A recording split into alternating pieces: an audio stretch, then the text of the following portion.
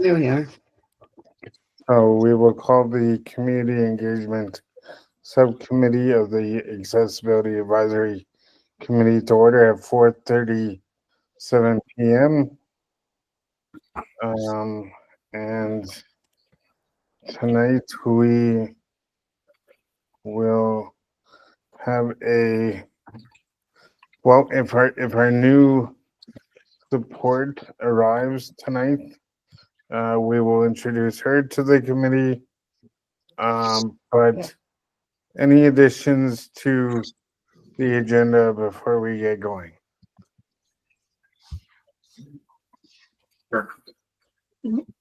Okay, cool. So can I have review and approval of the previous minutes, which were the July minutes, because we have not met due to low membership, which is not evident on this call.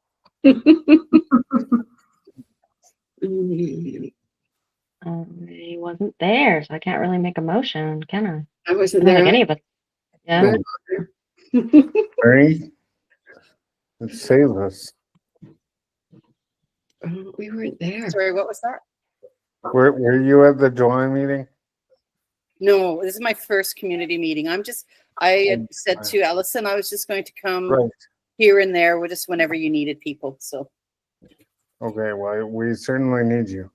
So we will postpone approval of the minutes and maybe do that via email.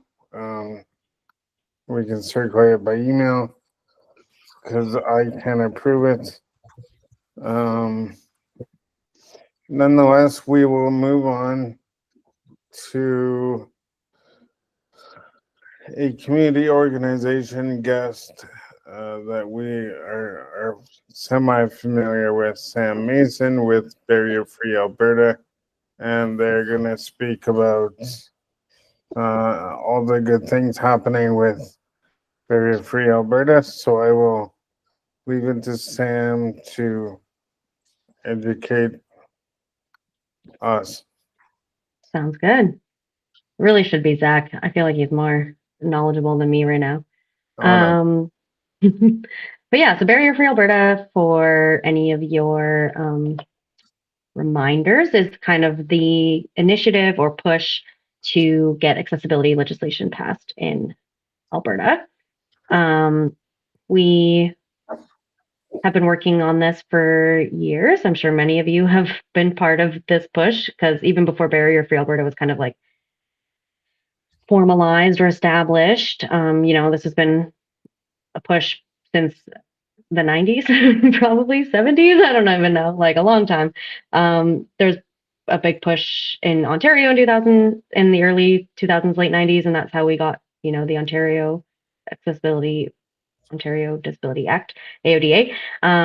So, all of this to say is Barrier Free Alberta is kind of the most recent, I guess, iteration of this push or call.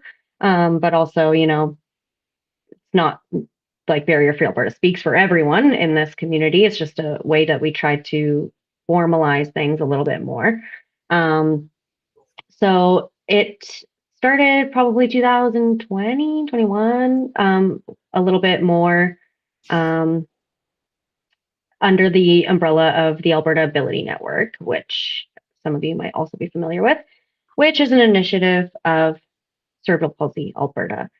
So they've sort of formalized this push for barrier free under their human rights table, which it was, all of these initiatives are called for from the community, and everyone there was saying, well, including there's a representative from all over the place, but everyone was saying, like, how do we advance human rights in Alberta the best way possible for people with disabilities, of course. And one way that we saw that could address kind of largely a lot of the complaints or things that we see is preempting with accessibility legislation. As again, I'm sure most of you know, a lot of other provinces have accessibility legislation. There's been a very recent push in in the 2020s, essentially, for some of the provinces that hadn't had any, kind of after the Accessibility Canada Act was enacted in 2019, other provinces sort of jumped on and put forward their own legislation. So Saskatchewan, BC, Newfoundland, and Labrador, I think, are in the midst. All of these are some fairly new legislations that have come forward. You know, a lot of the time being based a little bit on the Accessible Canada Act. With the Accessible Canada Act and Accessibility Standards Canada drafting a lot of new standards, it makes it a little bit easier for these organizations or these provinces to pass their own legislation. Obviously, the Accessible Canada Act is federal jurisdiction, so they can only kind of enforce and enact any sort of stuff at the federal level. And that is why provincial legislation is still incredibly important, because they can't really do a lot of things with the provincial organization. How that's also relevant as a municipal organization is under the Municipalities Act, of course. If we had provincial accessibility legislation, it would, in an ideal world, apply to all levels and all parts of the provincial government, and that would include sort of how they govern municipalities, which would mean, you know, some of these conversations that we have all the time of like, well, why don't we not give business licenses to people who aren't accessible? And all of these fun conversations are all sort of still provincial jurisdiction-ish, kind of. You know, we can do I mean, there's all kinds of different things that people can pull, but an accessible legislation at the province would be a very big lever that we could pull. So all that being said, we've been doing this for a while. I know many of you were at a rally. It's been a bit, we're finally getting a little bit of momentum, or we started getting momentum. We branded a little bit. The Alberta Ability Network has sort of like pulled the barrier-free Alberta and accessibility legislation as like their main focus in general, which has been really helpful. And, you know, we've expanded sort of how we can bring people in, because that's the other thing is like, I know we were balancing like, how do we keep the committee kind of small and like able to work? Like, we can't have all of the disabled Albertans at this committee meeting because it would be difficult and chaotic. But, you know, we want to be able to encourage the community to see themselves in barrier-free Alberta. So that's a bit of like the balance that has been happening in more recent months. But yeah, so as kind of an update on sort of what's going on, Marie Renaud, MLA for St. Albert, has a private members bill that she is to be tabling in the 2025 spring session. No one's seen the bill yet, but we've been told that we should be able to review it before it gets tabled, so that's good. I guess backing up to accessibility legislation, you know, from our perspective, needs to be kind of inclusive and not just built environment, for example, which I will get into a little bit as we talk about how our minister has been responding. We do have a new mode campaign, so I can put that in the chat as well. So there is a campaign to, you know, sign a letter and send it to your officials. So I can put that in the chat. We have 543 people who have signed so far. When we were talking to decision makers, sort of the main thing that we've heard from them is right now it feels a little bit small. And it doesn't feel like it's a big campaign push. So during the Alberta election, for example, we were going to all the parties and saying, hey, are you making this part of your platform? Some of what we heard, the feedback we heard was it doesn't feel like a groundswell, which we know is not true. Like, I think a lot of people with disabilities and their supporters and people all over the province would want something like this. And that, I think, maybe speaks a little bit to like the question or the the difficulties I was talking about earlier of Barrier Free Alberta not being, not really having that community sort of reach that we are building. Like it's just takes time. But that's part of this new mode campaign. It's part of like all of the organizational things that are being worked around and those kinds of things. That being said, we had Minister Nixon reach out in response to some of these letters. He has been mostly sending us, they have an updated accessibility design guide. Some of you might be familiar. I know, Heather, you would be, of the one in 2014. Was that the last one? Yeah. So they updated the accessibility design guide. Awesome. That's great. We love that. But Minister Nixon seems to really focus in on kind of the built environment side of accessibility. So when we say like, we would love accessibility legislation, he kind of points us that way. He also points, we did sign a memorandum of understanding with the Accessibility Standards Canada, which kind of means like as these standards get developed at Accessible Standards Canada, as a province, we are kind of, our MOU is kind of agreeing to adopt them kind of. It's just not very enforceable and it's not very transparent and it's not legal. Like it's not a legislation. It's just sort of like a, yeah, we'll do that kind of thing. But it doesn't come with any of the other kind of levers that legislation comes with, which is enforcement and those kinds of things. So he points to those. It's become sort of evident that built environment is sort of where he has his focus. He points to the disability advocates office as well a little bit on how he can hear from people with disabilities, but is ultimately kind of not really maybe understanding why we are pushing for this legislation, or maybe doesn't necessarily see the holisticness of it, which we're still working on.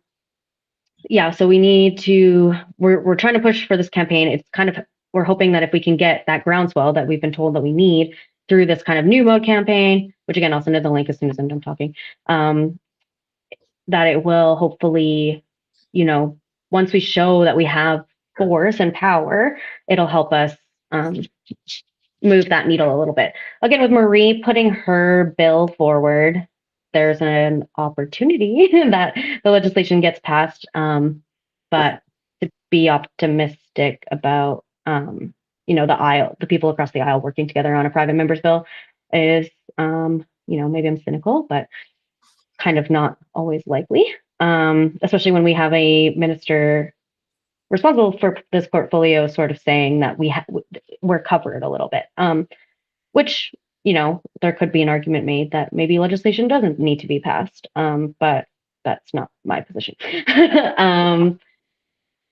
So what else was I going to say?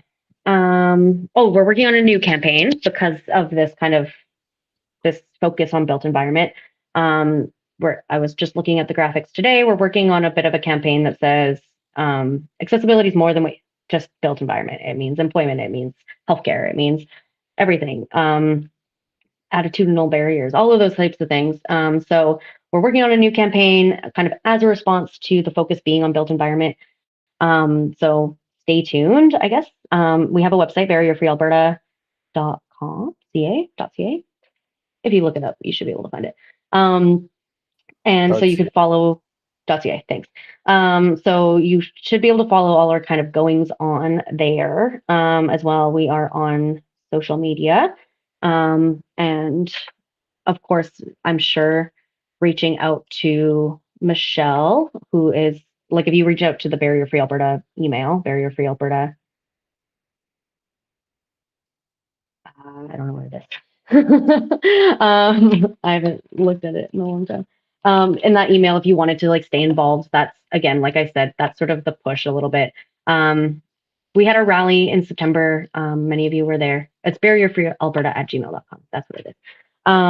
Many of you were at the rally in September, and that was great. And apparently there's plans to do another rally in May during National Accessibility Week. So that will be awesome as well. So yeah, plugging along. There was also a lot of, you know, turnover in actually the people who were just like literally doing the work for a while, like the people who answer emails and the people who pull us together. And so there was a bit of a lull when that was happening, but feels like it's kind of coming back together. The other exciting thing is speaking of Chamber of Commerce's, the Airdrie Chamber of Commerce is proposing our campaign to their policy committee. So if they accept that, there's a possibility of it being adopted by the Alberta Chamber of Commerce as a policy priority, which would be very helpful, because I think some of the thing of not only does the disability community need to bind together and say this is a good idea, but we need Albertans to bind together and say this is a good idea. And it is beneficial for everyone, of course.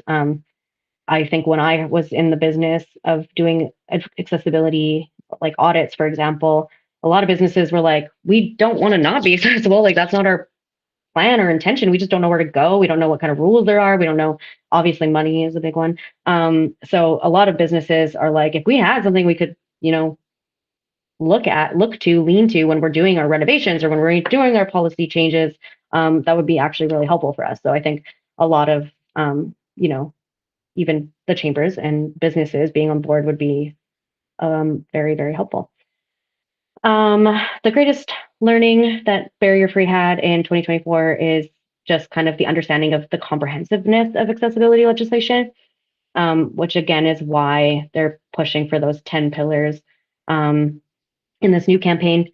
And we'll be updating sort of our materials to reflect that. And hopefully that will help us kind of build support from, everyone. Yeah, so I know I had until 5:15, but I maybe we'll leave it for questions, comments. Awesome. Thanks so much for the update. I think you covered everything. But yeah, Marie, go ahead. Of course, I have questions, comments. I was waiting. I was looking at you. I was like, what do you have? What do you have for me? So the first question I have is, Barrier Alberta considered, do you have your charity designation? Well, so it's an initiative out of cerebral palsy. So Right. They do.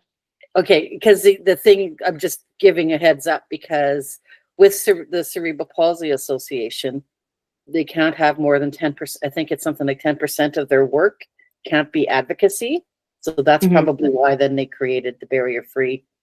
Yeah, so it's Alberta Ability Network, which is United Way funded. That's sort of where it actually sits. The person who actually runs it is an employee of CPA. Like, that's.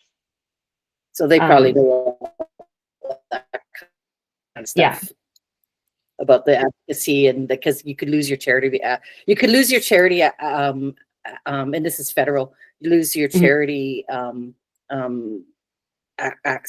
designation if you do more than 10% of your work is advocacy. I just wanted to give you the heads up on that. Yeah, so that's probably helpful that it is an initiative out of CPA, because CPA has all its programs. So it's like the 90% is bigger than if Barrier Free was its own thing, when it's like that's all it does, right? Yeah. The other thing I wanted to point out is just there was something came out on the weekend about they're called the Self-Advocacy Federation, Disability Action Hall, and Southern Alberta Individualized Planning Association. Anyways, they're doing a campaign regarding the funding. Yes, the funding being withdrawn. And I sent it on to a few of my friends. One is with Public Interest Alberta, and the other one is with Friends of Medicare, and they're very interested. Actually, Bradley, who's with Public Interest Alberta, had responded to me saying he had a meeting with them coming up.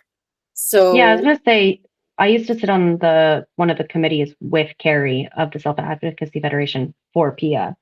So I don't know if they're still doing it, but yeah, that's good to know. That might be an organization that might be happy to do some work with you regarding the bill. Because that's sort of that's what they do, right? And obviously they were interested in this stuff, so I bet you they'd be interested in you. And two more things. I just don't mean to be hogging all the time, but the other thing then is it's a kind of a two-part question. What does the minister, what does he identify as the barrier to want to implement an act? And maybe what is missing currently in Alberta that every other province has that Alberta doesn't? So I mean, I don't think he hasn't really expose those cards. Zach can attest. He's seen the letters. He he hasn't we haven't really had a meeting with him, so I'm not sure what his thing is. I'm guessing money and red tape reduction probably would be I like was going a to say, I thing. bet you it's the red tape reduction is probably part of that. Yeah. But yeah, like we know that the advocate's office did some consultations around an act as part of their activities. And their activities are to, provide information to the minister. So my guess is he's reviewed this kind of information and has made a decision because of that. I just don't know why the decision is. Okay. He doesn't. Yeah, He he doesn't really share why. Well, we don't need an act because blah blah blah blah blah. Okay. And that might be interesting. And you probably have already done this. So, but look, because he says, well, we have all these other things. So why do we need an act? Has it ever been done an analysis of what general acts do you have like across the country? And therefore Alberta doesn't have this. Has he been, I'm sure that that's probably happened. Yeah, I don't know how much. We definitely have that. I know I've personally done it. And I know multiple people have also done it where it's like, okay, these are the standard things that you see in acts across because part of the thing that Barrier Free Alberta always says is like, we want to get strong and effective accessibility legislation passed. So while we aren't legislators or policymakers, like we aren't necessarily the best or most appropriate to say what's in the act. We have looked at like what other acts have and can be like, it has to be some kind of approximation of this. And some of the main kind of differences is like some legislations don't actually apply to the public realm. They only apply to the private. So anything, or no, not the private, but the public opposite. Right. So like it's only like the Accessibility Canada Act, it's only stuff that's under federal jurisdiction and not, so they would be like, it's only under provincial jurisdiction, which is still huge. Like it would say that, all of healthcare, all of education, like the province touches a lot of stuff. But it wouldn't mean that they were necessarily mandating it on businesses, whereas like the AODA does have standards for businesses, for the private sector. So that's like something that we would want in our act, is that it does apply to the private sector. But yeah, so we know the differences, we know what's there. We know what an act we would want to see. But I think, my understanding from some of the deflection is that we have these ad hoc pieces of legislation that address this, and therefore there's not really a need for a global legislation, which, as evidenced by other provinces, and in fact, the federal government, we disagree. Yeah, and probably it's hard for them to work together. Yeah, and they probably had it too, but thought, well, it makes more sense to have it all together in one act. Well, and it just helps more holistically address one, right? Like, mm-hmm. Geez, everyone's so pro-America these days, and well, look what they have one. And then I'm sorry, I don't mean to take up. I just have one quick. Is can you let us know when the private bill is going to be going forward? Because I'd like to attend. Yeah, definitely. Okay, I'm done manipulating all the time. No, it's all good. But yeah, just to weigh in a little bit. We've repeatedly tried to set up or request a meeting with the minister, to which he keeps going back to this, rhetoric of, we just updated the document that Sam referred to, like this year or this past year, 2024, and clearly it's focused around physical environment.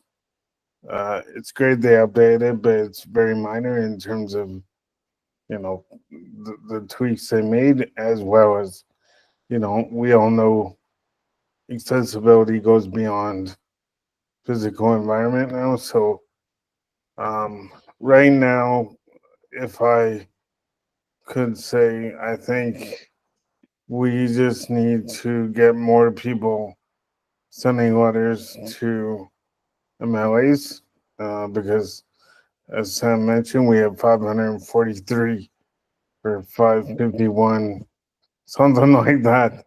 Signed. Yeah. So, but we need like thousands. So, circulate in your networks. If there's an opportunity, Marie, for you to do a warm email introduction to to Bradley uh, and myself and Michelle Christensen with Barrier Free Alberta, that would be phenomenal because yeah, we need numbers. Okay. Yeah, and I know Brad and Chris Galloway were both aware of it because we used to be on a committee with them. And they were at the as They well. what? They were at the rally too, I think. Well, Brad wasn't at the Yeah. rally, but Chris was. Chris was, yeah. Chris, right. So yeah, like it might just be worth, now that we have this campaign, getting it to them so that they can make sure that they have that to share with their networks too. Yeah. Do you need me then to introduce, or are you fine just going to say, hey, Bradley, this is what we're doing and wondering? Like, I'm not part of PIA, I just know them. No, for Yeah. sure. Right now. I mean, Like, if you want me to do something, I will, or if you're just comfortable just doing it yourself, I'll defer to Sam. Yeah. I'll do it right now. Okay. Oh, you're gonna do it. Okay. That's good. Any other questions around Barrier Free Alberta or like the legislation or bill? No. Okay. Oh, Go yeah, ahead. Tina. I'm trying to unmute before I put my hand up. It was just a follow-up. We talked about, Marie talked about the email we got over the weekend or whatever to ban out around the cuts to funding. Can we take are you okay, Sam, to send her through Heather or whomever, however, this email with some context out to the whole committee? The intro email to Brad. No, I mean like the new mode legislation, the letter, like the link you sent. Can we share it with the whole? Oh yeah. Do the same thing, like put it on your leverage our social media and other networks to fan it out. Sure. Yeah, for sure. Awesome. Yeah, this is perfect. Yeah, this is good. I'm sorry, I just want to say before we go on to another item is just, sure. I want to say thank you for doing this for Sam. Appreciate your hard work that you're putting into this, and I can imagine how frustrating it must be that it's just such a, of course you need legislation, like what's going on, like, yeah. Mm-hmm. Yeah, I mean, I have a bit of reservation sometimes about getting it passed under this government too, because we want a really strong legislation, and with the amount of pushback we're getting, I sometimes worry that we might just get something passed because of our pressure, and it might not be good. But at the same time, I do think that something might be better than nothing, and we can maybe push for that legislation to get strengthened post it being passed. So I don't know. I go back and forth sometimes, but.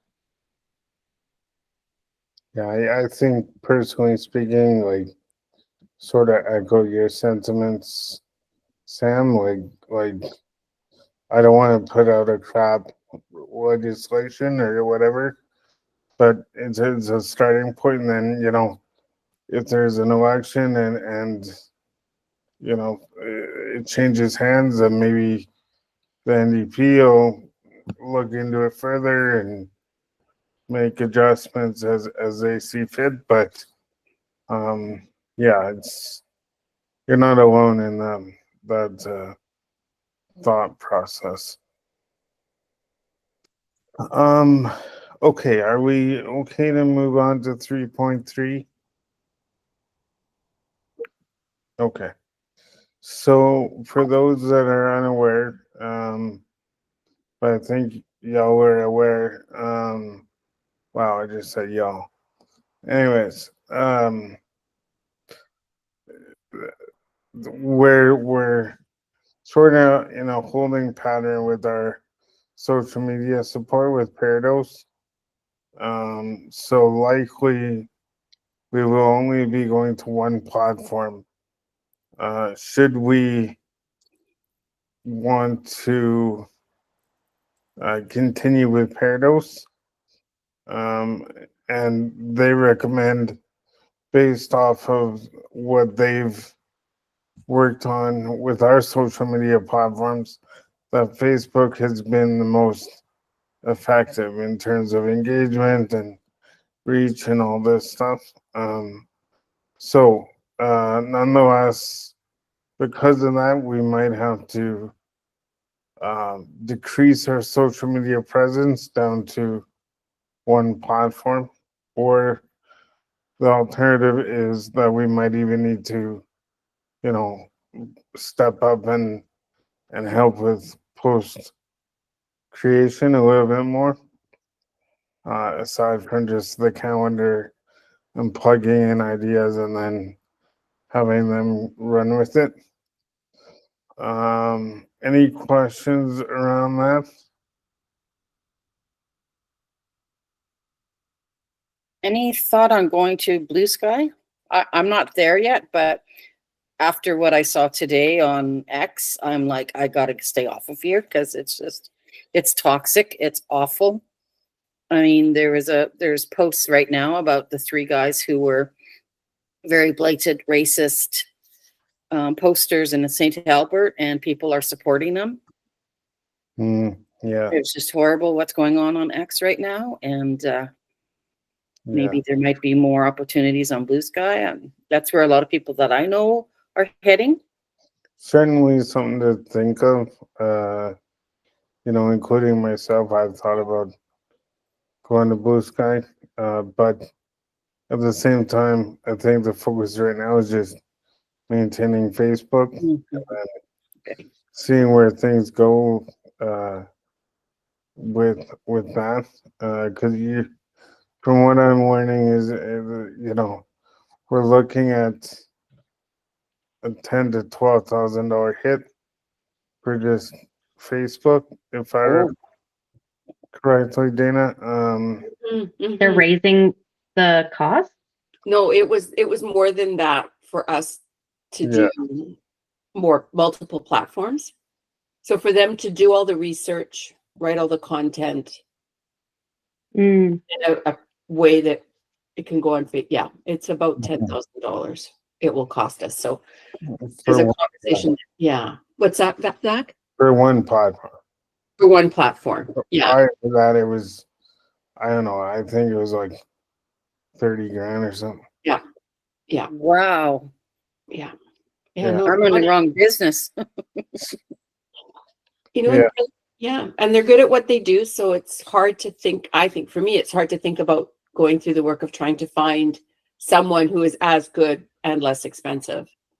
But we still need to have a conversation, if I'm correct, Zach, about as executive about whether we want to take, because we have a pot of money, a pool of money that's assigned to the AAC, and that the 10,000 would come out of that.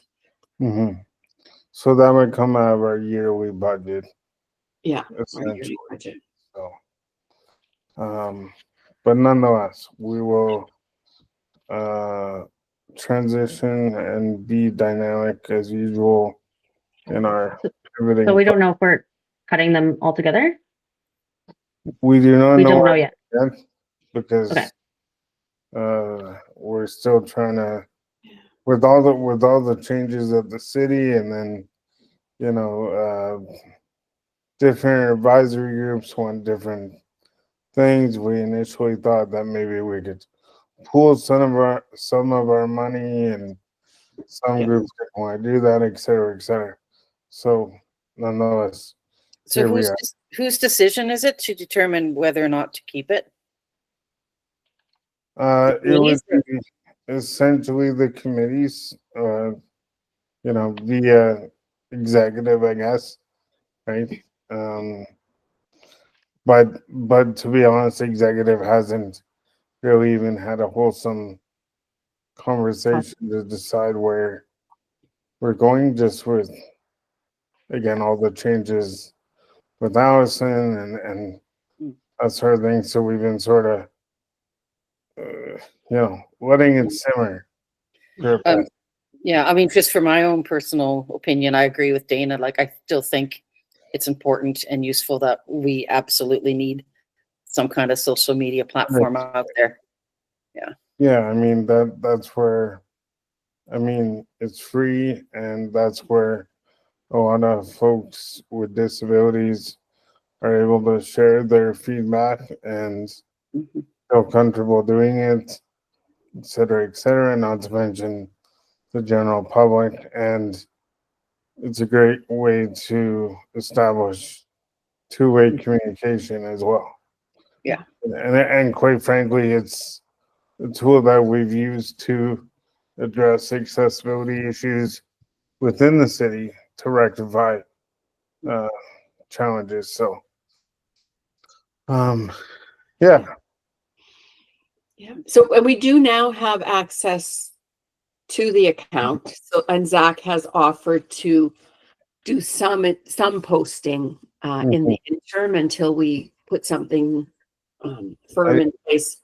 yeah. I think the only account, ironically, we don't have access to is Facebook. So we'll have to wait till Allison. Allison gets back from vacation, unless Pooja is able to, get us back in. I doubt it. Yeah. It's just still getting oriented, so yeah. So we probably have to wait for Allison. Unless Heather can get us back in. Well, I am actually in, oddly. Since my time with the committee, I've never signed out, just in case. Oh. So, but I don't know the password. I can't get anyone else in, but I'm in. Okay. So if that's helpful, like I could post something in the account, but I just don't know how to add folks. Okay. Well, we might take that offline and see Sure. if that's able to be done. Okay. But okay. Good to know though. Yeah. Okay, so item 3.4 is invitations to community groups. Essentially, we talked a little bit about Homeward Trust previously, because Katie obviously is our in there. Skills Society was another one. Yeah. The Yay Accessibility Council Advisor. I'm not sure what that is, but Kind of us. is there anyone else that we should, well, that we should invite, I guess? Because we've had Karima's group present. Well, Karima, you're with Skills, right? I'm with Excel. Excel. Right. My apologies. All good. But yeah, we can maybe reach out to Paige. I forget her last name. Paige Reeves, who used to be a accessibility committee member, and see if she can set up a presentation to see what's new with Skills, just because we do have new members joining. Let's see.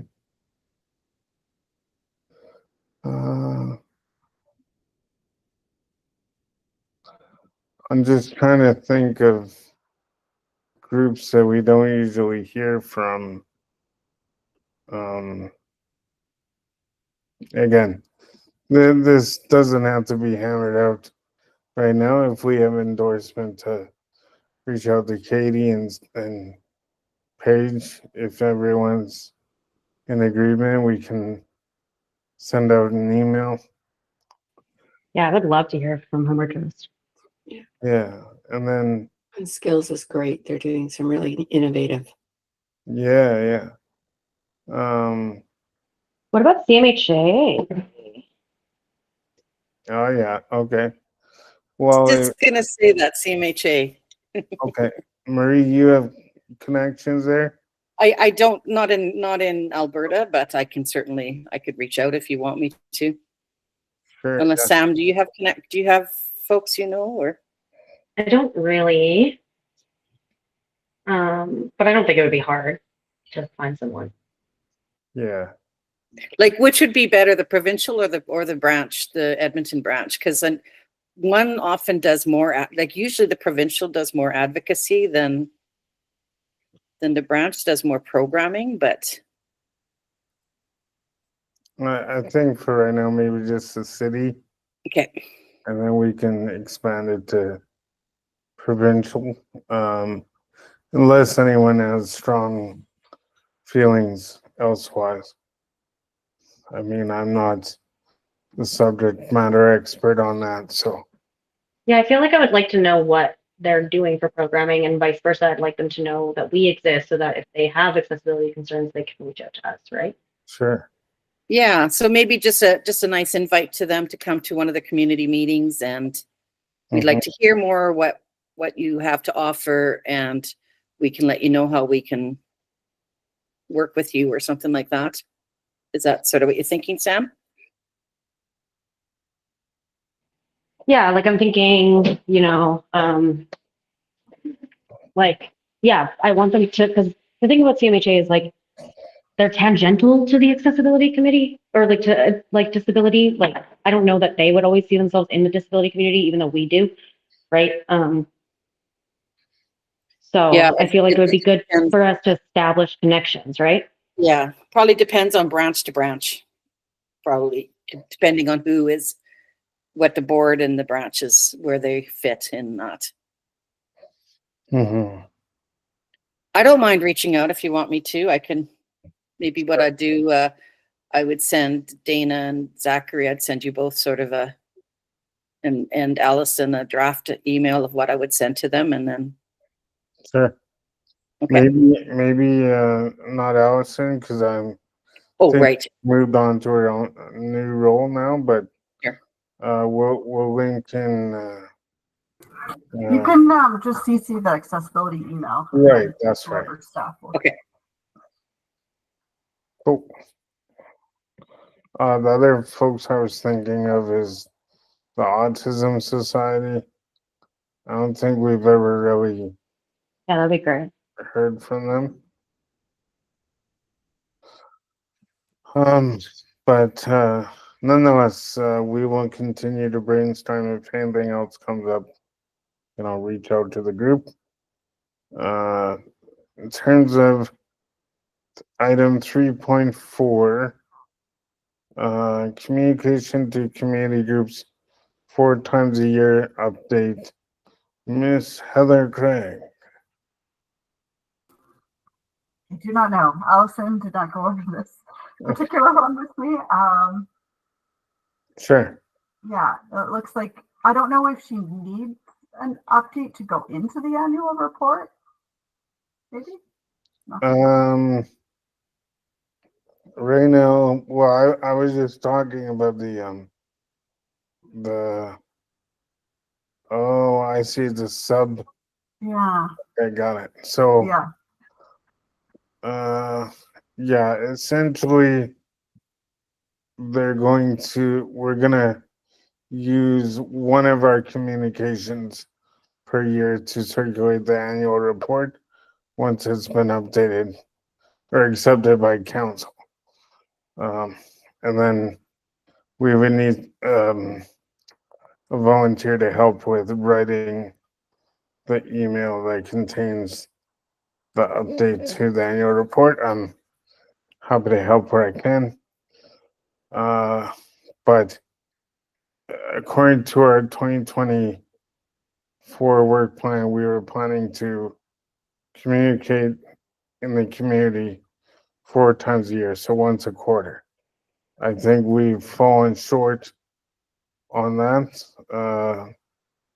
by like 75%, but we've also had staffing challenges and indirection with the city. So not really our fault on that side of things, I think, but nonetheless something that we need to maybe bring forward to exec and see if we need to rejig our approach to maybe 2 times a year for the time being.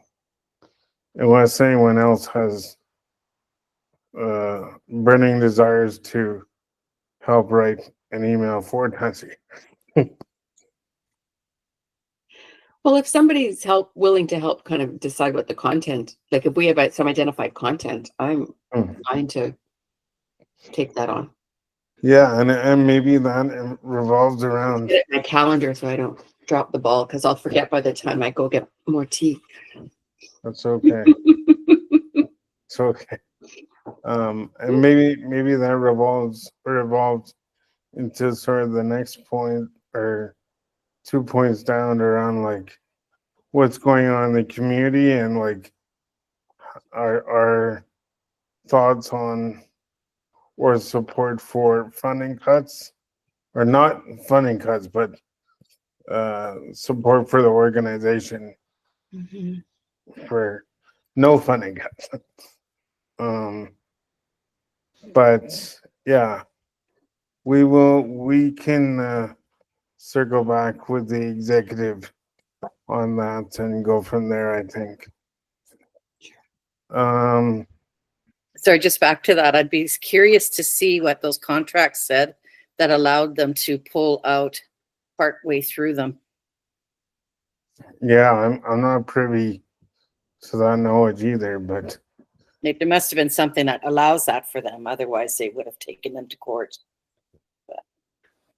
well, we don't know if they're not going to take them to court. Oh, good point. With what money? They cut all their funding. Well, maybe there's some pro bono out there. Pro bono lawyers. Yeah. I'm not trying to plant a seed. I'm just saying I have Okay. no. You don't know. Okay. Yeah. So don't read into that at all. Because it'd be unheard of. Like, being in I don't know anybody else who's worked in that community sector before, but I've never seen that where they've stopped funding halfway through a contract. Well, and the scary thing is that I don't anticipate that's going to be the end of the cuts. I think, from an advocate that's been in the space, I think it's probably the tip of the iceberg. Yeah. Fortunately. So It's as a result, we need to support each other and come together as a group, and that's exactly why we need accessibility legislation. So there's framework in place wherein the government cannot, at a whim, just I'm sorry. Yeah. So, but I digress. The War Room didn't have their funding taken away like that. What's that? The War Room. Oh yeah, the War Room. But okay.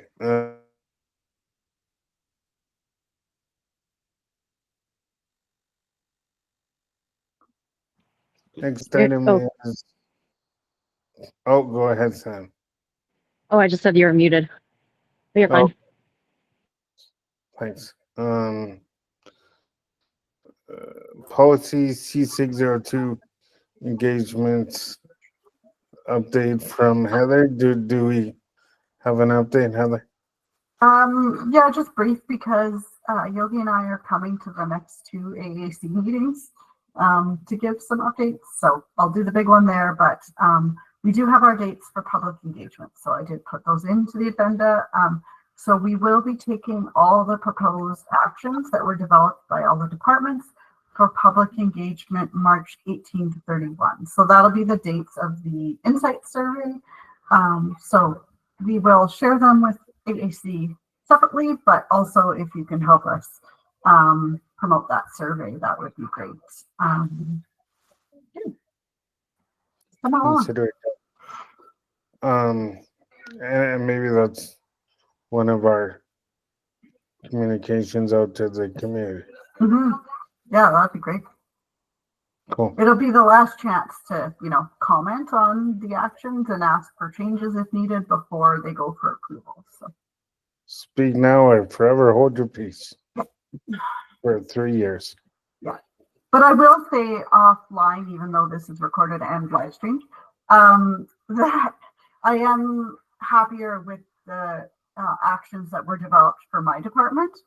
So that's really good. I was really hoping to push them to have more impactful actions, and I do believe they went that way. There's one that requires budget, and they're going to put forward a budget ask, and then there's some bigger pieces that have a holistic view of training within our department and communications and things. So I do feel like this will be, at least for community services, I've only seen mine and IIS's so far, integrated infrastructure services, and they both are looking quite impactful. So I'm happy about that.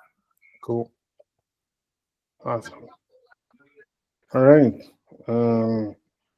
So we will anxiously await the big update at the next party. Yep. Awesome. Where are we now? So things from the community, Inclusion Alberta funding cut. I don't want to spend too much time on this, certainly, but because for the fact that I'm sure we all have heard the news around the cuts with Inclusion Alberta. What's going on? What's that? What happened to Inclusion Alberta? They got cut too? Inclusion Alberta, yeah, they got cut money as well. I think it's $1 million. Wow. Isn't it? That's another one that we should ask to come. Yeah. Eek. Let me just see here real quick on the Google machine. Yeah, let's add Inclusion Alberta maybe. I know they were working on. Okay, somebody's just running me over. That's okay. I know that they were working on with the strikes, because the education assistant strikes, they were doing some stuff there. So. Yeah, it doesn't say in this. I'm just looking at my stuff and see who was all included in that here. Okay, cool. Self-Advocacy Federation, Disability Action Hall, and Southern Alberta. Yeah, I don't see that they were, Inclusion Alberta was part of this. Okay, $500K in funding to Inclusion Alberta for the upcoming year. Yeah. I'll drop the link in the chat. Yeah, I just found it. Okay. That's a slap on the wrist for all the work they've been doing to surface the challenges of EDD and FSCD. Yep. Well, yeah, and they've also cut all those workers as well, right? So it's becoming even more patch or piecemeal, so nonetheless, I mean, personally speaking, I would love to have the subcommittee maybe propose to the larger group that we, at the very least, maybe put out a social media post saying, we're disappointed about the cuts, or advise council to, how important Inclusion Alberta is, because we are an advisory committee, and maybe, encourage them to reach out to their colleagues in the provincial government to think long and hard about these decisions in tandem with the Self Advocacy Federation funding cut. I think we could maybe even loop it into one letter if everyone else is on board. I'm not trying to make a decision here, but if everyone's in support of that, and Heather, I don't think there's any sort of concerns around writing a letter to council advising them on our disappointment and the importance of, you know, the work these folks do. Okay.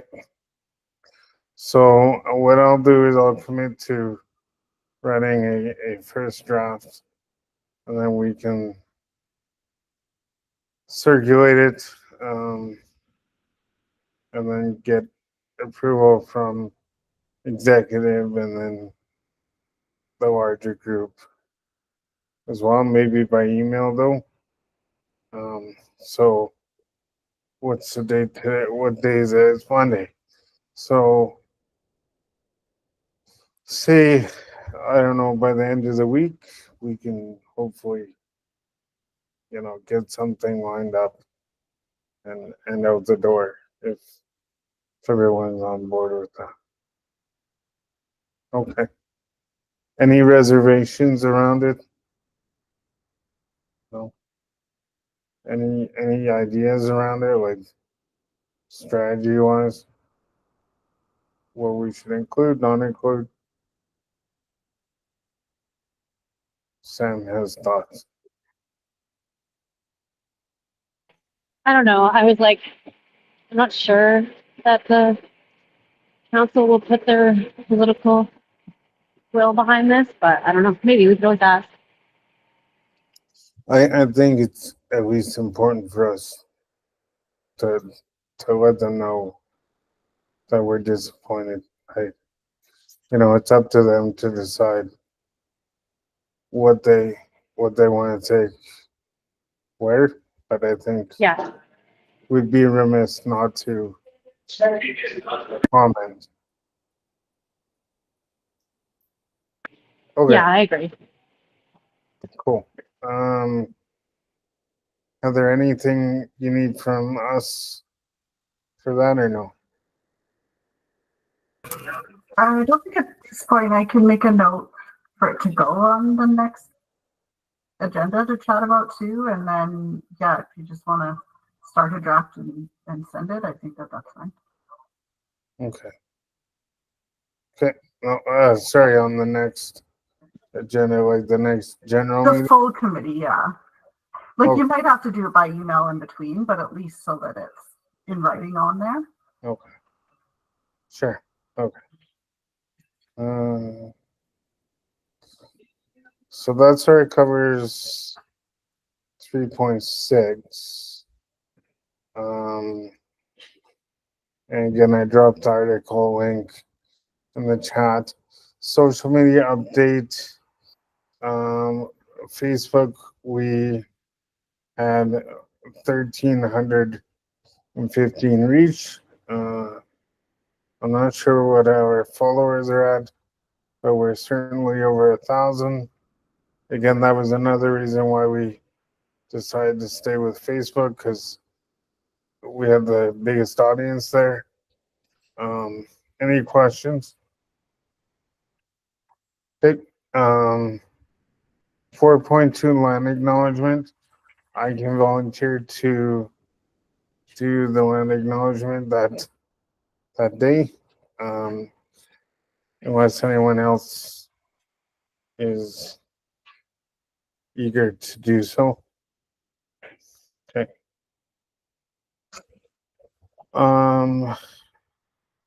For those that aren't aware, we are going to be welcoming a new advisory committee coordinator in lieu of Allison moving on to a new position. This lady's name is Pooja Sigwaki. I haven't met her yet, but she seems very, very new. So we will need to warmly welcome her and maybe provide some additional support until she gets her legs under. But I have no concerns around that. Yeah. Upcoming items.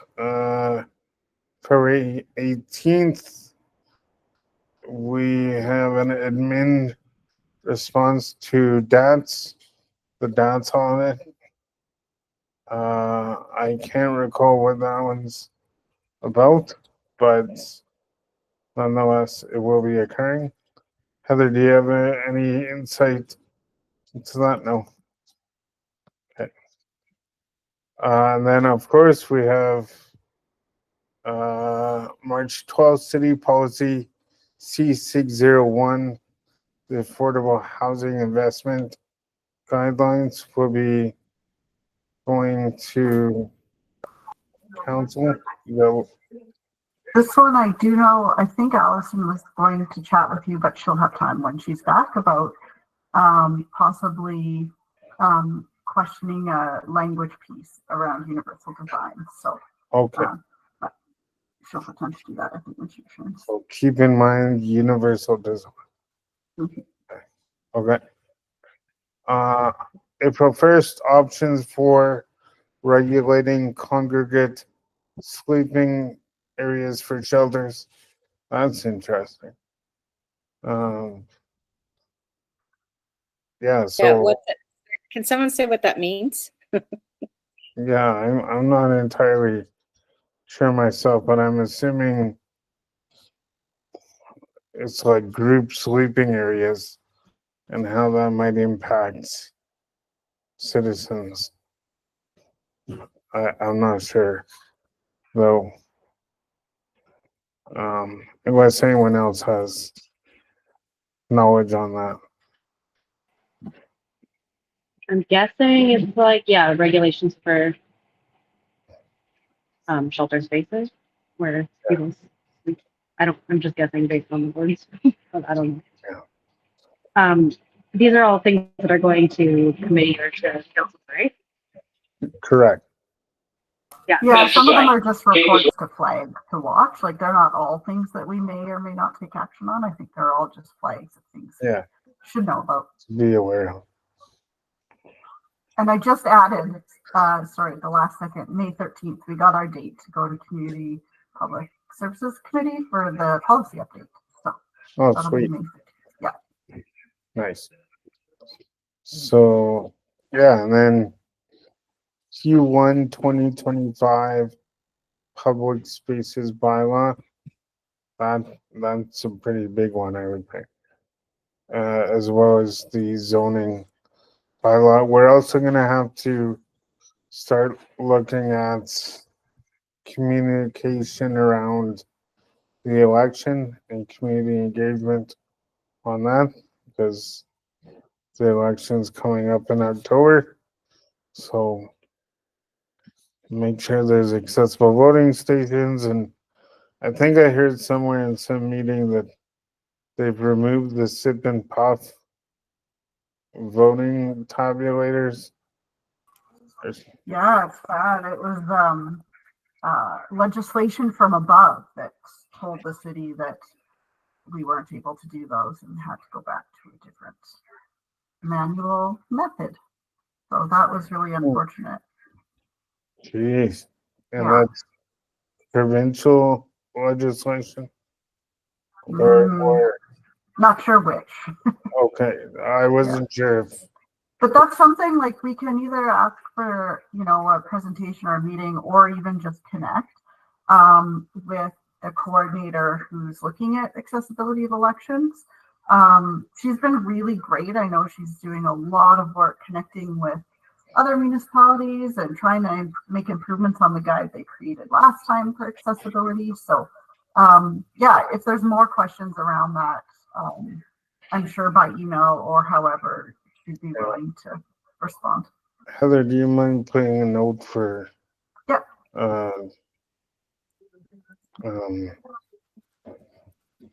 who you ought to maybe reach out and set up a meeting?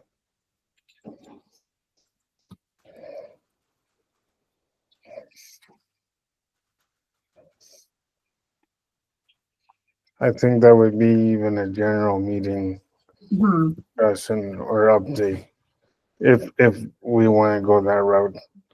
Yep. I'll leave it up to Tanya for that. But yeah, so election advertising. Okay, so nomination period. So January 1st to the 22nd. So should we be setting up meetings with the candidates already or no? I think it's still a bit early. Yeah, we probably want to wait till they're all announced, like till it's closed or whatever. Okay. So until September. Well, I wouldn't want to wait till September. Oh yeah, that's pretty. Maybe in June.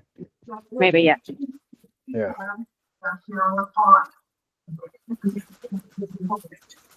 So we can reach out in June to any candidates around what's involved in their platform when it comes to people with disabilities. Okay. And then election advertising, May 1 to October 20. We need to make sure that everything's accessible, captions, et cetera, right? So all text, all the good stuff. Nonetheless, I don't want to prattle on. The Oilers play in 2 hours, an hour and a half. So you know where my priorities are. And I don't want to cut the meeting early, but I think we went through everything on the agenda.